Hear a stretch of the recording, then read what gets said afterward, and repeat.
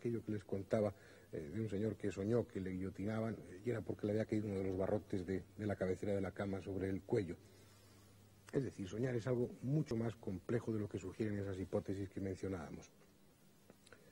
Lo curioso o lo triste en este caso es que el sueño recurra siempre a un lenguaje simbólico, que no seamos capaces de entender el contenido de los sueños sin más que recordarlos.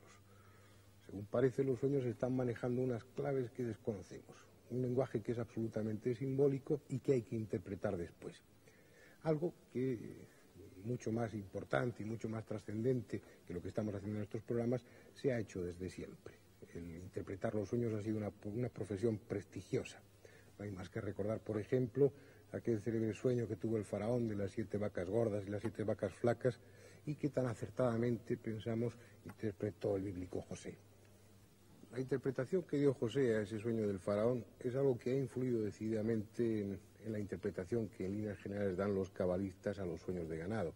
Algo muy simple. Si sueña con un ganado gordo, lustroso, es señal, dicen los cabalistas, de que va a haber un periodo, una época de abundancia en lo económico, en lo material.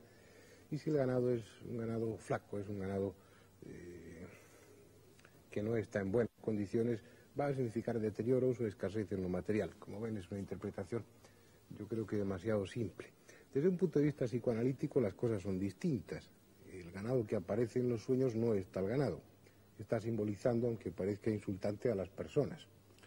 Así, si en uno de nuestros sueños somos perseguidos por una manada de búfalos, pongo por caso, eso quiere decir que, según los psicoanalistas, o probablemente quiere decir, ya que no hay nada definitivo en torno a la interpretación de los sueños, quiere decir que tenemos miedo a la opinión de la gente o miedo a la gente en un sentido literal, a las personas que nos rodean, ya sean familiares, amigos o las personas en general.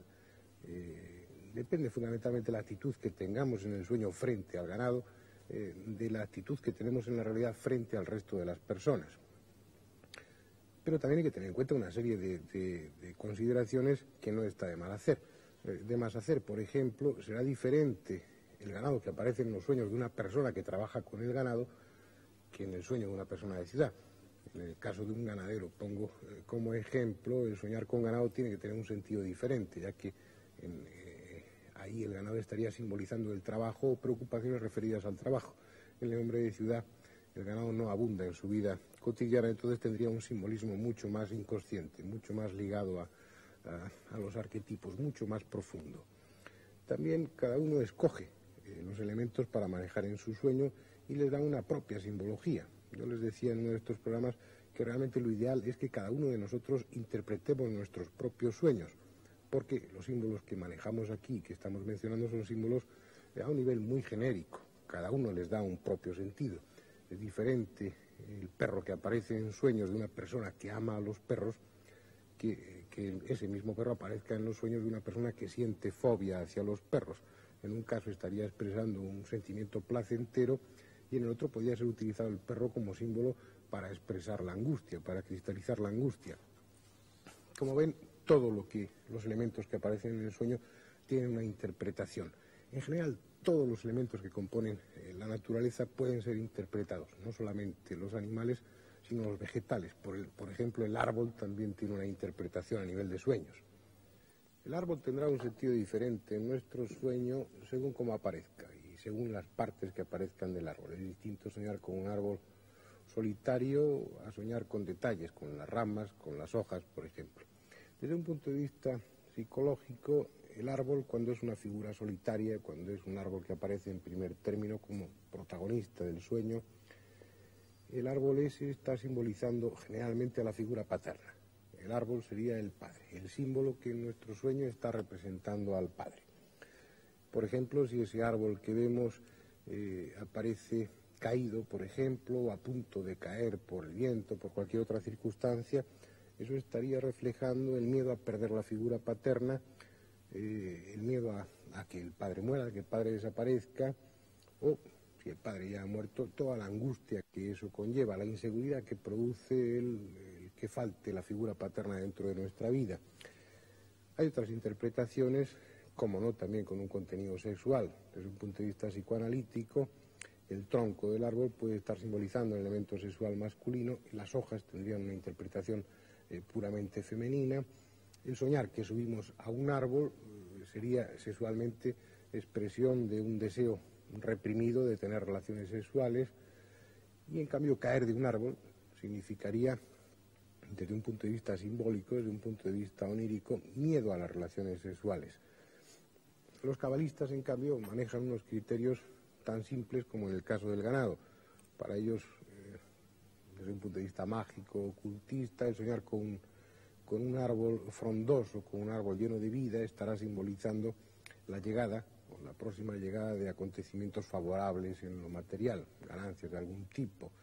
Si el árbol que aparece en los sueños, y siempre según los cabalistas, es un árbol seco, un árbol quebrado, un árbol roto de alguna manera, está simbolizando un miedo, no un miedo, sino el anuncio, puesto que los cabalistas en esto son fatalistas, el anuncio de que va a haber desgracias en lo económico y que va a haber un quebranto material. Si se sueña que se sube a un árbol, los ocultistas aseguran que ese sueño significa que próximamente uno va a ascender puestos a nivel honorífico o profesional, y justamente lo contrario, si soñamos que nos caemos de un árbol, eso está significando ese anuncio de que vamos a tener pérdidas o vamos a perder puestos dentro de nuestra profesión o de nuestra posición social. Siempre estamos observando que la interpretación tanto de los cabalistas como de los psicoanalistas, que son los que se han atrevido a interpretar los sueños, está obedeciendo a dos líneas muy definidas, muy marcadas, y poco a poco vamos cogiendo el sentido de esta interpretación, que en líneas generales es bastante fácil. Pero, por ejemplo, hay una serie de incongruencias aparentes. Si vemos que la figura del padre, para que aparezca en los sueños, tiene que estar simbolizada por un árbol, ¿por qué en cambio en otros sueños no aparece el padre como un árbol, sino tal como lo recordábamos, tal como nuestro padre? Estos sueños son los que más llaman la atención. Sueños en los que estamos reviviendo escenas de nuestra niñez, sueños en los que aparecen nuestros seres queridos. A lo largo que vamos madurando, a lo largo de nuestra evolución, vamos dejando cada vez una estela detrás nuestro de seres queridos que han muerto. Los abuelos, los padres, hasta que nos llega el turno a nosotros. Cuando hay una cierta edad es realmente tremendo, angustioso diría yo, el acervo de parientes y de amigos muertos que tenemos en nuestra biografía. No es extraño que ellos aparezcan en los sueños. No es extraño y además está lleno de sugerencias. Vamos a hablar un poco de los amigos, de los parientes muertos que aparecen en los sueños. Uno de esos sueños típicos es en los que volvemos a etapas anteriores de nuestra infancia y recordamos o revivimos ambientes familiares y nuestros parientes aparecen ahí como si estuvieran todavía vivos. Creo haberles dicho en alguna ocasión que a lo largo de la noche, de esas 7 u 8 horas en las que estamos dormidos, tenemos 5, 4 o 6 sueños distintos. Es cierto que al despertar no solemos recordar lo que hemos soñado, ni siquiera recordamos con frecuencia haber soñado. Hay muchas personas que afirman que nunca sueñan. Lo que sucede en realidad es que nunca recuerdan sus sueños, o casi nunca. Pero dentro de esos 4, 5 o 6 sueños que hay a lo largo de la noche, casi siempre uno de ellos se refiere a esas épocas de la niñez, a esas etapas en las que nos sentíamos abrigados, protegidos por un ambiente familiar en el que nuestra responsabilidad era muy limitada. Todo nos venía dado, era una época de seguridad. Y ese es el sentido general que tienen este tipo de sueños. Estamos presionados, cuando somos adultos, por toda una serie de responsabilidades, por una serie de presiones, para la redundancia, que nos angustian, que nos comprimen, que nos agobian. Durante el sueño buscamos la libertad o buscamos la compensación, y entonces soñamos en esas etapas en las que éramos mucho más felices, en las que estábamos protegidos, en las que estábamos seguros, para así, al menos durante el sueño, darnos un respiro frente a la angustia. Y es en estos sueños cuando aparecen nuestros parientes muertos, nuestros abuelos, nuestros padres, nuestros tíos, como si estuvieran realmente vivos. Hay otras formas de soñar con los difuntos. A veces se sueña con ellos como que ya están muertos y que se aparecen en una etapa reciente o inmediata de nuestra vida real. Los cabalistas dan una interpretación a esos sueños de los difuntos un tanto especial. Por ejemplo, si soñamos con una persona muerta, Los cabalistas, los ocultistas, insisten en que eso es el anuncio de herencias o de una larga vida, justamente lo contrario de lo que podría parecer en principio. Pero sin embargo, cuidado, si ese muerto, si ese difunto que aparece en nuestros sueños es una figura hierática, seria, impresionante, que no habla, que no dice nada, los cabalistas aseguran que entonces es señal de que vamos a morir o va a morir alguno de nuestros parientes cercanos.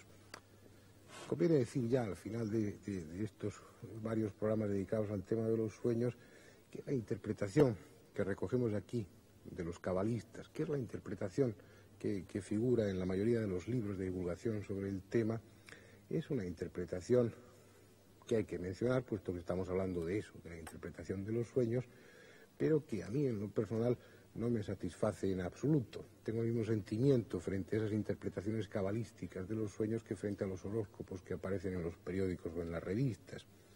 Interpretar los sueños es algo mucho más complejo. No digo que los cabalistas no tuvieran sus razones o no las tengan al interpretar los sueños, pero sí les aseguro que con esos esquemas tan simples que se dan y que estamos dando en estos programas para interpretar lo que va a suceder a través de los sueños, no es ni mucho menos suficiente. En el sueño suceden muchas cosas. No hay una imagen única, sino que es un conjunto de imágenes, de vivencias. Hay toda una dinámica dentro de ese sueño, toda una tremenda historia que muchas veces parece extenderse a lo largo de periodos muy grandes de tiempo. Suceden demasiadas cosas en el sueño como para dar una interpretación simplista. La única forma lógica, racional de interpretar los sueños es cuando ese sueño se recuerda completa o casi completamente, algo que sucede con poca frecuencia. Pero sin embargo los que consultan por los sueños y tratan de buscar una interpretación a su sueño, sí lo suelen recordar. Los sueños que a uno le impresionan son sueños que se recuerdan muy claramente, en casi todos sus aspectos, y que se recuerdan a lo largo incluso de los años, como si nuestro inconsciente nos avisara con una especie de alerta y nos dijera, ojo, que este sueño es importante y conviene que llegue íntegro o casi íntegro a la memoria consciente. Esos sueños sí son los que hay que interpretar y por supuesto no pueden interpretarse de una forma aislada. Habría que recurrir a todo un conocimiento exhaustivo, profundo de lo que es la interpretación de los sueños. Habría que dominar todos los símbolos y además conocer las propias claves, saber qué cosas son las que nos angustian, nos preocupan o qué simbolismos manejamos dentro de nuestra vida inconsciente para poder dar un sentido perfecto a ese sueño.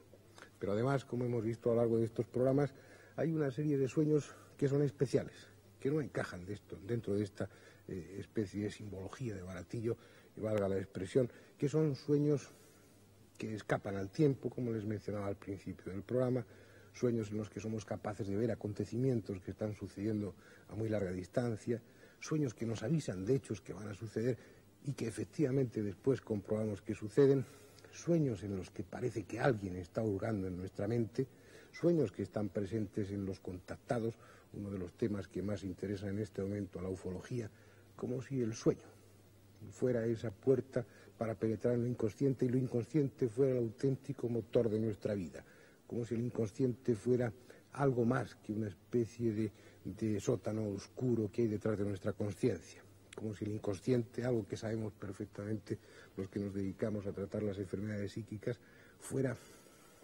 la auténtica vida o la vida más importante desde un punto de vista dinámico de nuestra personalidad. Pero no es solamente esto, sino que a través de esos sueños especiales parece que el inconsciente es la conexión con otros mundos, con otros planos de existencia, con otra dimensión que ni siquiera podemos imaginar. Puede que en alguna ocasión hablemos de estos sueños especiales. Mientras tanto vamos a dejar el tema aquí. Así pues, que ustedes lo sueñen bien.